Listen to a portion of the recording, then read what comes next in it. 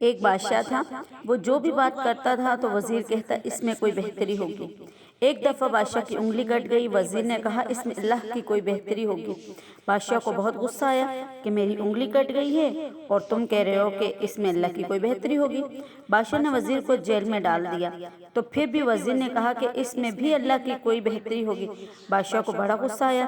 ایک روز بادشاہ شکار کے لیے اپنے علاقے سے دور نکل گیا اور جنگل میں اسی علاقے میں چلا گیا جہاں پر ایسے لوگ رہتے تھے کہ وہ لوگ سال میں ایک آدمی کی قربانی دیتے تھے۔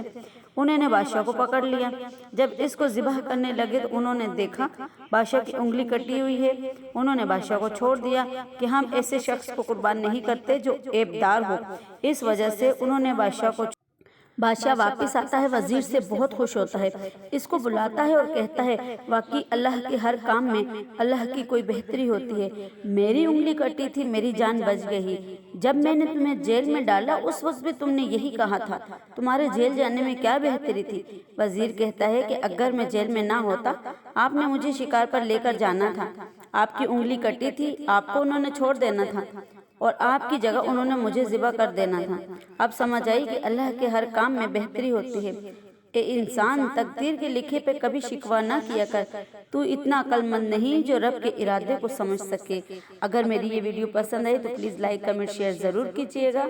اللہ حافظ۔